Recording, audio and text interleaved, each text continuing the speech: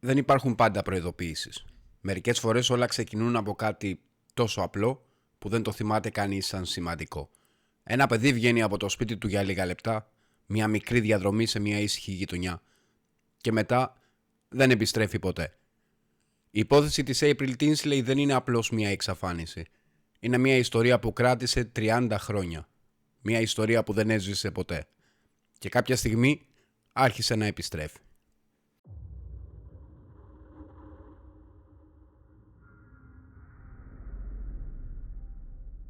Την άνοιξη του 1988, η πόλη Fort Wayne της Ινδιάνα ήταν από εκείνα τα μέρη που έδιναν την αίσθηση ότι όλα κινούνται ήσυχα, σχεδόν προβλέψιμα.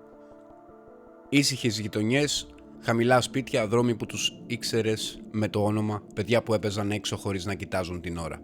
Ήταν μια εποχή πριν τα κινητά, πριν την ανάγκη να ξέρεις ανά πάσα στιγμή που βρίσκεται κάποιος. Τα παιδιά έβγαιναν από το σπίτι και απλώς γύριζαν όταν έπεφτε ο ήλιος. Η April Marie Tinsley ήταν ένα από αυτά τα παιδιά. 8 χρονών, με εκείνη την ενέργεια που έχουν τα παιδιά όταν δεν σκέφτονται τίποτα πέρα από το παιχνίδι της στιγμής. Εκείνη την ημέρα, την 1η Απριλίου του 1988, Μεγάλη Παρασκευή, δεν υπήρχε τίποτα που να ξεχωρίζει.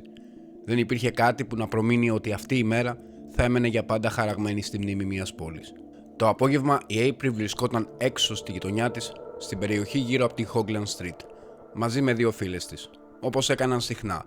Τα παιδιά μετακινούνταν από σπίτι σε σπίτι, από αυλή σε αυλή, χωρίς πρόγραμμα. Έμπαιναν, έβγαιναν, έτρεχαν στο δρόμο, γελούσαν, ξαναχάνονταν για λίγα λεπτά και ξαναεμφανίζονταν. Κάποια στιγμή μέσα σε αυτήν την απλή ρουτίνα, η April είπε ότι θα πάει να πάρει την ομπρέλα της από το σπίτι. Δεν ήταν κάτι περίεργο. Δεν ήταν κάτι που θα έκανε κάποιον να ανησυχήσει. Το σπίτι της ήταν κοντά. Η διαδρομή ήταν μικρή, λίγα τετράγωνα μέσα σε δρόμους που ήξερε καλά. Ήταν από αυτές τις κινήσεις που κρατάνε λίγα λεπτά. Πας, παίρνεις κάτι, επιστρέφεις και το παιχνίδι συνεχίζεται σαν να μην συνέβη τίποτα. Η April έφυγε. Και αυτό ήταν το τελευταίο σημείο όπου κάποιος μπορούσε να πει με βεβαιότητα ότι την είδε. Τα λεπτά πέρασαν, στην αρχή τίποτα δεν φαινόταν παράξενο. Τα παιδιά δεν μετράνε το χρόνο όπως οι μεγάλοι. 10-15 λεπτά μπορεί να περάσουν χωρίς να το καταλάβεις. Όμως, όσο η April δεν επέστρεφε, κάτι άρχισε να μην κολλάει. Οι φίλες της δεν την έβλεπαν να γυρίζει. Δεν εμφανίστηκε ξανά στο δρόμο, δεν πέρασε από την αυλή, δεν φάνηκε να κρατά την ομπρέλα που πήγε να πάρει. Και τότε η απλή καθυστέρηση άρχισε να γίνεται ανησυχία. Στο σπίτι της η απουσία της έγινε γρήγορα αντιληπτή. Δεν ήταν από τα παιδιά που χάνονταν για ώρες. Δεν ήταν από αυτά που θα έφευγαν χωρίς να πούν που πάνε. Η μητέρα της άρχισε να ρωτά, να κοιτά γύρω, να προσπαθεί να καταλάβει πού μπορεί να βρίσκεται. Οι απαντήσεις δεν υπήρχαν. Γύρω στις 3 το μεσημέρι η ανησυχία έγινε φόβος. Η μητέρα της, Janet Tinsley, πήρε την απόφαση που κανένας γονιός δεν θέλει να πάρει τόσο γρήγορα. Κάλεσε την αστυνομία και δήλωσε ότι η κόρη της αγνοείται. Μέσα σε λίγη ώρα η γειτονιά άλλαξε. Αστυνομικοί εμφανίστηκαν στους δρόμους, περιπολικά άρχισαν να κινούνται αργά, κοιτάζοντας κάθε γωνία. Άνθρωποι βγήκαν από τα σπίτια τους. Οι πόρτες άνοιγαν η μία μετά την άλλη, οι ερωτήσεις άρχισαν να επαναλαμβάνονται. Την είδατε, πέρασε από εδώ, μήπως πήγε προς τα εκεί. Οι φίλες της εξηγούσαν τι είχε συμβεί, ότι έπαιζαν, ότι η April έφυγε για να πάρει κάτι από το σπίτι της, ότι δεν γύρισε. Οι αστυνομικοί άρχισαν να χαρτογραφούν τις τελευταίες κινήσεις της, το σημείο όπου την είδαν τελευταία φορά, τη διαδρομή που θα έπρεπε να έχει κάνει, τα σπίτια που βρίσκονταν ανάμεσα. Κάθε πιθανό σημείο όπου κάτι θα μπορούσε να έχει συμβεί. Αλλά υπήρχε ένα πρόβλημα. Η διαδρομή ήταν μικρή, πολύ μικρή, και αυτό σήμαινε ότι ό,τι και αν είχε συμβεί γρήγορα. Δεν υπήρχαν φωνές που να άκουσε κάποιος, δεν υπήρχε κάποια ξεκάθαρη μαρτυρία για ένα αυτοκίνητο, για έναν άγνωστο, για κάτι που να τραβάει την προσοχή. Ή αν υπήρχε, δεν είχε συνδεθεί ακόμα με κάτι κακό. Η April δεν είχε απλώς χαθεί, είχε εξαφανιστεί μέσα σε λίγα λεπτά, μέσα σε μια γειτονιά που υποτίθεται ότι ήταν ασφαλής. Και όσο περνούσε η ώρα, αυτό που στην αρχή μπορούσε να μοιάζει με παρεξήγηση ή καθυστέρηση, άρχισε να βαραίνει όλο και περισσότερο.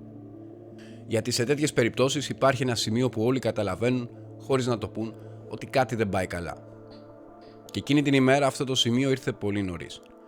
Η αναζήτηση συνεχίστηκε μέχρι το βράδυ. Περισσότεροι αστυνομικοί, περισσότεροι εθελοντές, περισσότερα μάτια που έψαχναν σε κάθε πιθανό σημείο. Αυλές, άδεια οικόπεδα, δρόμοι, περιοχές γύρω από τη γειτονιά. Το όνομα της April άρχισε να ακούγεται παντού, αλλά η ίδια δεν βρέθηκε. Και όταν έπεσε η νύχτα, η πόλη που λίγες ώρες πριν έμοιαζε ήσυχη και προβλέψιμη, είχε ήδη αλλάξει. Για ένα παιδί που πήγε να πάρει την ομπρέλα του και δεν γύρισε ποτέ. Το βράδυ της 1ης Απριλίου πέρασε χωρίς απάντηση. Η αναζήτηση δεν σταμάτησε. Αστυνομικοί και εθελοντές συνέχισαν να ψάχνουν μέχρι αργά και ξανά από την αρχή το επόμενο πρωί. Οι ώρες περνούσαν και κάθε ώρα που περνούσε έκανε την κατάσταση πιο βαριά. Σε τέτοιες υποθέσεις ο χρόνος δεν είναι απλός χρόνος, είναι πιθανότητες. Και όσο περνά, οι πιθανότητες μικραίνουν.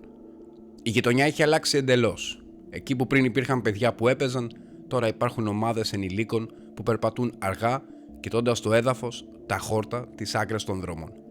Κάποιοι φώναζαν το όνομά της, άλλοι απλώς κοιτούσαν σιωπηλοί. Ήταν από εκείνες τις στιγμές όπου όλοι συμμετέχουν ακόμα και αν δεν ξέρουν ακριβώς τι ψάχνουν. Η April όμως δεν ήταν εκεί. Οι μέρες περνούσαν χωρίς κανένα ουσιαστικό στοιχείο. Καμία καθαρή μαρτυρία, καμία συγκεκριμένη κατεύθυνση. Η αστυνομία συνέχιζε να παίρνει καταθέσεις, να ψάχνει οτιδήποτε θα μπορούσε να οδηγήσει κάπου, αλλά το κενό παρέμενε. Μέχρι τη Δευτέρα 4 Απριλίου. Εκείνο το πρωί, σε μια αγροτική περιοχή κοντά στο Spainsville, περίπου 30 χιλιόμετρα έξω από το Fort Wayne, κάποιος εντόπισε κάτι στην άκρη ενός χωματόδρομου.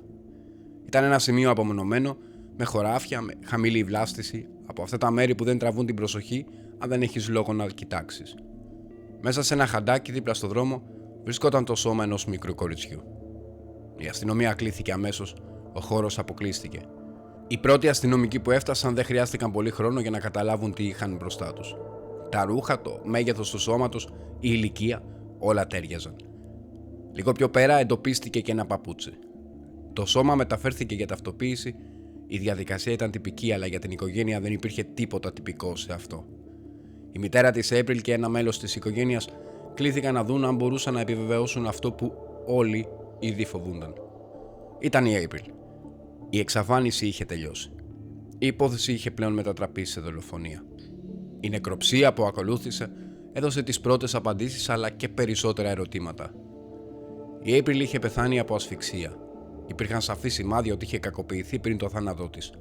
Ήταν μια πράξη βίας που δεν είχε καμία σχέση με τυχαίο περιστατικό ή ατύχημα. Ήταν κάτι που είχε γίνει συνειδητά. Και υπήρχε κάτι ακόμα. Στα ρούχα της βρέθηκαν ίχνη από έναν άγνωστο άντρα. Ήταν ένα στοιχείο που μπήκε στο φάκελο της υπόθεσης από την πρώτη στιγμή. Ένα κομμάτι της αλήθειας που είχε μείνει πάνω της.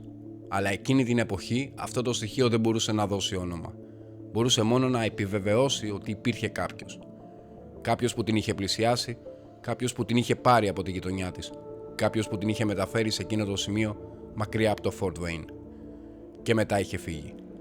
Για την αστυνομία η υπόθεση άλλαξε χαρακτήρα από τη μία στιγμή στην άλλη. Δεν έψαχναν πια ένα χαμένο παιδί, έψαχναν έναν άνθρωπο που είχε διαπράξει ένα συγκεκριμένο, απεχθέστατο βίαιο έγκλημα και είχε καταφέρει να εξαφανιστεί χωρίς να αφήσει πίσω του κάτι που να οδηγεί άμεσα σε αυτόν. Οι ερευνητές άρχισαν να δουλεύουν με ό,τι είχαν. Το σημείο όπου βρέθηκε το σώμα εξετάστηκε προσεκτικά. Κάθε ίχνος, κάθε σημάδι, κάθε πιθανή ένδειξη ότι κάτι είχε συμβεί εκεί ή ότι το σώμα είχε μεταφερθεί. Οι δρόμοι γύρω από την περιοχή χαρτογραφήθηκαν. Ποιος περνούσε από εκεί, ποιος είχε λόγο να βρίσκεται σε ένα τόσο απομονωμένο σημείο. Παράλληλα, η έρευνα επέστρεψε στο Fort Wayne, στη γειτονιά της April, εκεί που όλα ξεκίνησαν. Οι αστυνομικοί προσπάθησαν να ενώσουν τα δύο σημεία, το μέρος που χάθηκε και το μέρος όπου βρέθηκε. Η απόσταση μεταξύ τους δεν ήταν μικρή, και αυτό σήμαινε κάτι πολύ συγκεκριμένο. Όποιος το έκανε είχε όχημα. Δεν ήταν μια πράξη της στιγμής που συνέβη και τελείωσε στον ίδιο χώρο. Υπήρχε μεταφορά, υπήρχε χρόνος, υπήρχε μια ακολουθία κινήσεων που έπρεπε να κατανοηθεί. Η αστυνομία άρχισε να εξετάζει πιθανούς υπόπτους. Άτομα που ζούσαν ή κινούνταν στην περιοχή. Άτομα με ιστορικό. Άτομα που είχαν τραβήξει την προσοχή με οποιοδήποτε τρόπο. Καταθέσεις, έλεγχοι, επανέλεγχοι. Αλλά τίποτα δεν οδηγούσε σε σύλληψη. Η υπόθεση της April έγινε αυτό που οι αστυνομικοί φοβούνται περισσότερο. Μια υπόθεση με σοβαρά στοιχεία, αλλά χωρίς πρόσωπο. Η πόλη όμως δεν μπορούσε να προχωρήσει σαν να μην είχε συμβεί τίποτα. Το όνομα της April άρχισε να ακούγεται πέρα από τη γειτονιά. Στα τοπικά μέσα, στις συζητήσεις της οικογένειας, οι γονείς κρατούσαν τα παιδιά τους πιο κοντά. Τα παιχνίδια στους δρόμους δεν ήταν πια ίδια. Κάθε άγνωστο αυτοκίνητο, κάθε άνθρωπος που δεν ανήκε εκεί, άρχισε να φαίνεται ύποπτος. Και κάπου μέσα σε όλα αυτά υπήρχε ένας άνθρωπος που ήξερε ακριβώς τι είχε συμβεί.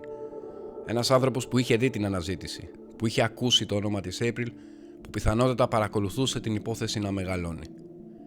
Και που εκείνη τη στιγμή δεν είχε δώσει κανένα λόγο στην αστυνομία να το συνδέσει με τίποτα από όλα αυτά. Η έρευνα συνεχίστηκε για μήνες, αλλά οι απαντήσεις δεν ήρθαν. Και έτσι σιγά σιγά η υπόθεση άρχισε να μπαίνει σε εκείνη τη φάση που είναι ίσως η πιο δύσκολη. Τη φάση όπου όλα έχουν υποθεί, αλλά τίποτα δεν έχει λυθεί. 2 χρόνια πέρασαν. Ο χρόνος σε τέτοιες υποθέσεις δεν φεύγει ποτέ πραγματικά. Απλώς αλλάζει μορφή. Η ένταση των πρώτων ημερών δίνει τη θέση της σε μια σιωπηλή επιμονή. Οι φάκελοι μένουν ανοιχτοί, αλλά οι ζωές γύρω τους συνεχίζονται.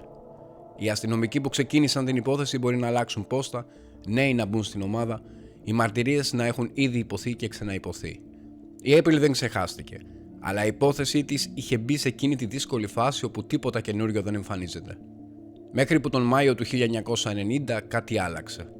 Στις 21 Μαΐου, σε μια αγροτική περιοχή έξω από το Fort Wayne, σε έναν αχυρώνα κοντά στη διασταύρωση των Swartz Road και State Road 37, εντοπίστηκε ένα μήνυμα γραμμένο πάνω σε μια επιφάνεια. Δεν ήταν κάτι που τραβούσε την προσοχή από μακριά. Δεν ήταν ένα σημείο που περνούσε πολλοί κόσμος. Ήταν από αυτά τα μέρη που βρίσκονται εκεί έξω από την καθημερινή κίνηση και μένουν σχεδόν αόρατα. Αλλά κάποιος το είδε, και όταν πλησίασε, κατάλαβε ότι αυτό που είχε μπροστά του δεν ήταν απλώς ένα τυχαίο γκράφιτι. Ήταν ένα μήνυμα. Οι λέξεις ήταν γραμμένες πρόχειρα, με ορθογραφικά λάθη, με τρόπο που έμοιαζε βιαστικός, αλλά ταυτόχρονα σκόπιμος. Δεν υπήρχε προσπάθεια να κρυφτεί το περιεχόμενο. Αντίθετα, έμοιαζε σαν να είχε γραφτεί για να διαβαστεί. Το μήνυμα έλεγε ότι εκείνος που το είχε γράψει ήταν ο άνθρωπος που σκότωσε την 8χρονη April Teasley. Και δεν σταματούσε εκεί. Αναφερόταν σε λεπτομέρειες της υπόθεσης, κορόιδευε την αστυνομία, υπονοούσε ότι ήξερε πράγματα που δεν ήταν γνωστά σε όλους. Ο τόνος δεν ήταν απλώς προκλητικός, ήταν σχεδόν ειρωνικός, σαν να απευθυνόταν απευθείας σε εκείνους που τον έψαχναν. Η αστυνομία ειδοποιήθηκε αμέσως. Οι ερευνητές έφτασαν στο σημείο και αντιμετώπισαν το μήνυμα όπως κάθε πιθανό στοιχείο. Φωτογραφίες, καταγραφή, εξέταση του χώρου, προσπάθησαν να καταλάβουν πότε γράφτηκε, ποιος θα μπορούσε να έχει πρόσβαση εκεί, ποιος θα είχε λόγο να αφήσει κάτι τέτοιο. Το ερώτημα ήταν άμεσο και δύσκολο. Ήταν ο ίδιος άνθρωπος ή κάποιος που ήθελε να εκμεταλλευτεί την υπόθεση? Δεν ήταν η πρώτη φορά που μια μεγάλη υπόθεση τραβούσε ανθρώπους που ήθελαν προσοχή. Όμως αυτό το μήνυμα είχε κάτι που το έκανε να ξεχωρίζει. Ο τρόπος που ήταν γραμμένο, η αναφορά σε συγκεκριμένα στοιχεία, η σιγουριά του ύφους. Δεν έμοιαζε με κάποιον που μάντευε, έμοιαζε με κάποιον που ήξερε. Η πληροφορία δεν έμεινε μόνο στην αστυνομία. Άρχισε να κυκλοφορεί. Οι λεπτομέρειες συζητήθηκαν. Οι άνθρωποι στην πόλη άκουσαν ότι κάποιος είχε γράψει πως ήταν υπεύθυνος για το θάνατο της April. Και αυτό άλλαξε ξανά το κλίμα. Μέχρι εκείνη τη στιγμή ο φόβος είχε αρχίσει να ξεθοριάζει, έστω και λίγο. Δεν είχε φύγει, αλλά είχε μετατραπεί σε κάτι πιο μακρινό. Με το μήνυμα όμως ο φόβος επέστρεψε με μια άλλη μορφή. Γιατί τώρα υπήρχε η αίσθηση ότι ο άνθρωπος που το έκανε ήταν ακόμα εκεί. Δεν είχε φύγει, δεν είχε εξαφανιστεί σε άλλη πολιτεία, δεν είχε χαθεί στο χρόνο. Ήταν αρκετά κοντά ώστε να επιστρέψει σε μια αγροτική περιοχή και να αφήσει ένα μήνυμα. Αρκετά άνετος ώστε να γράψει ότι το έκανε. Αρκετά σίγουρος ώστε να κοροϊδέψει την αστυνομία. Η έρευνα πήρε ξανά ένταση. Το μήνυμα εξετάστηκε για οτιδήποτε θα μπορούσε να δώσει ταυτότητα. Χειρόγραφο, τρόπο γραφής, υλικό, κάθε πιθανό στοιχείο μπήκε στο μικροσκόπιο. Αλλά όπως και πριν δεν υπήρξε άμεση απάντηση. Κανένα όνομα, κανένας ύποπτος που να μπορεί να συνδεθεί ξεκάθαρα. Κι έτσι το μήνυμα έμεινε πίσω σαν κάτι ενδιάμεσο. Ούτε αρκετό για να λύσει την υπόθεση, ούτε αδιάφορο για να αγνοηθεί. Ήταν μια υπενθύμηση ότι η υπόθεση δεν είχε τελειώσει, ότι υπήρχε κάποιος που δεν είχε πιαστεί και ότι για κάποιο λόγο αυτός ο άνθρωπος δεν ήθελε να μείνει τελείως σιωπηλός. Τα χρόνια που ακολούθησαν κύλησαν χωρίς νέα σημαντικά στοιχεία. Η υπόθεση συνέχισε να υπάρχει, να επανεξετάζεται, να περνά από χέρια σε χέρια μέσα στο τμήμα. Νέοι ερευνητές κοίταζαν το φάκελο, ξαναδιάβαζαν τις καταθέσεις, προσπαθούσαν να δουν κάτι που ίσως είχε χαθεί. Αλλά η απάντηση δεν ερχόταν. Τα χρόνια πέρασαν χωρίς απάντηση. Η υπόθεση της April δεν είχε κλείσει, αλλά είχε μπει σε εκείνη τη φάση που όλα κινούνται αργά. Οι ερευνητές συνέχισαν να δουλεύουν πάνω στο φάκελο, να επανεξετάζουν στοιχεία, να κρατούν την υπόθεση ζωντανή μέσα στο σύστημα. Όμως στην επιφάνεια τίποτα δεν άλλαζε. Δεν υπήρχαν νέες μαρτυρίες που να οδηγούν κάπου. Δεν υπήρχε κάποιο πρόσωπο που να ξεχωρίζει, και έτσι με τον καιρό η υπόθεση έμοιαζε να έχει παγώσει. Μέχρι το 2004. Εκείνη τη χρονιά, 16 χρόνια μετά τη δολοφονία, κάτι άρχισε να εμφανίζεται ξανά στην ίδια περιοχή. Όχι κάτι μεγάλο, όχι κάτι που να τραβήξει αμέσως την προσοχή των πάντων, ήταν μικρά πράγματα. Αντικείμενα που κάποιος θα μπορούσε εύκολα να αγνοήσει αν δεν τα κοιτούσε πιο προσεκτικά. Σε διάφορα σημεία γύρω από το Fort Wayne και το Granville άρχισαν να βρίσκονται μικρά σακουλάκια. Κάποια ήταν τοποθετημένα σε μέρη που δεν ήταν τυχαία, σε σημεία όπου περνούσαν παιδιά, πάνω ή κοντά σε ποδήλατα, σε διαδρομές που χρησιμοποιούσαν καθημερινά. Μέσα σε αυτά τα σακουλάκια υπήρχαν σημειώματα και μαζί τους κάτι που έκανε την κατάσταση αμέσως πιο σοβαρή. Τα σημειώματα δεν ήταν αθώα, δεν ήταν απλώς προκλητικά, ήταν άμεσα συνδεδεμένα με την υπόθεση της April. Ο άνθρωπος που τα είχε αφήσει έγραφε ότι ήταν εκείνος που την είχε απαγάγει και σκοτώσει. Οι λέξεις ήταν απλές, αλλά το περιεχόμενο ήταν ομό. Δεν υπήρχε προσπάθεια να καλυφθεί. Ήταν μια δήλωση. Και υπήρχε και κάτι ακόμα. Μέσα σε κάποια από τα σακουλάκια βρέθηκαν χρησιμοποιημένα προφυλακτικά. Η αστυνομία ειδοποιήθηκε σχεδόν αμέσως. Οι περιοχές αποκλείστηκαν, τα αντικείμενα συλλέχθηκαν προσεκτικά και μεταφέρθηκαν για εξέταση. Οι ερευνητές είχαν ξαναδεί τέτοιες κινήσεις σε άλλες υποθέσεις. Άτομα που επέστρεφαν στο έγκλημα, που άφηναν μηνύματα, που ήθελαν να νιώσουν ότι έχουν έλεγχο. Αλλά εδώ υπήρχε κάτι διαφορετικό. Τα δείγματα από τα προφυλακτικά εξετάστηκαν και τα αποτελέσματα έδειξαν κάτι που άλλαξε την υπόθεση. Το DNA τέριαζε με το DNA που είχε βρεθεί το 1988 στην υπόθεση της April. Δεν υπήρχε πια αμφιβολία. Ο άνθρωπος που άφηνε αυτά τα σακουλάκια, που έγραφε αυτά τα σημειώματα, ήταν ο ίδιος άνθρωπος που είχε σκοτώσει την April. Και αυτό σήμαινε κάτι πολύ συγκεκριμένο. Ήταν ακόμα ελεύθερος, ήταν ακόμα στην ίδια ευρύτερη περιοχή. Και ίσως το πιο ανησυχητικό απ' όλα, δεν προσπαθούσε να κρυφτεί εντελώς. Αντίθετα, φαινόταν να επιστρέφει. Η αστυνομία αντέδρασε άμεσα. Οι έρευνες εντάθηκαν ξανά. Οι περιοχές όπου βρέθηκαν τα σημειώματα εξετάστηκαν λεπτομερώς. Προσπάθησαν να βρουν κάμερες, μάρτυρες, οτιδήποτε θα μπορούσε να δείξει ποιος κινούνταν εκεί τις συγκεκριμένες ώρες. Οι κάτοικοι ενημερώθηκαν. Οι γονείς προειδοποιήθηκαν να είναι προσεκτικοί. Τα παιδιά δεν κυκλοφορούσαν πια με την ίδια άνεση.